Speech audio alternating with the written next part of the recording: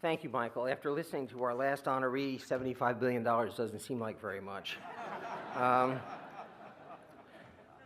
But seriously, I'm honored to be honored by the Foreign Policy Association, although I'm sure I owe it in part to my wife, Wendy Dietz, who is an FPA board member and chairman of Off the Record, or OTR as it is known, the FPA's lecture series.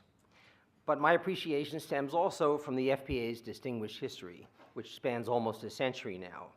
Relatively early in that history, the Foreign Policy Association distinguished itself by its early, vocal, and singular opposition to the rise of fascism in Europe.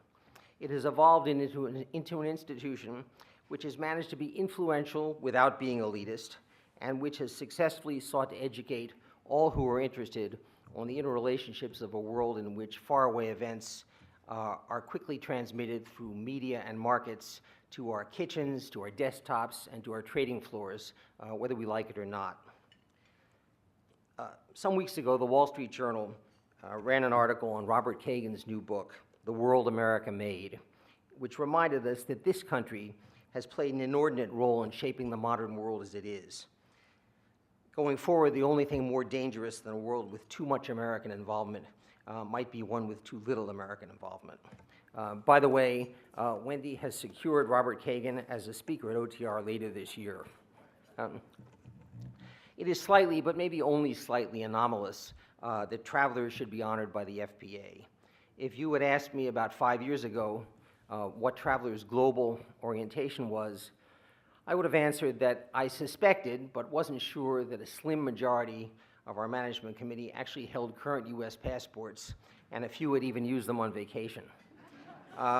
Indeed, in the early years that Jay Fishman and I spent at what is now Travelers, we spent a lot of time and energy pulling up small, symbolic, and unprofitable flags which our predecessors had planted in some very faraway places.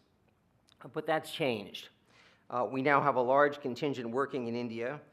We have just entered a significant joint venture in Brazil, and we are, with our customary caution, eyeing possibilities elsewhere, small seeds which would be harvested by those who came along after us. But if Travelers is not yet a global company, it is a very public-spirited company in this country. It has a long-established program of corporate philanthropy, although one dwarfed by that of a company the size of Wells Fargo. Travelers has, and we are particularly proud of this, consistently been voted one of the most military-friendly companies in the US in terms of our treatment of reservists and our hiring of returning veterans. And with the establishment of the Travelers Institute recently, we have injected ourselves into debates on various aspects of US public policy. So I am happy to accept the award on behalf of my colleagues at Travelers.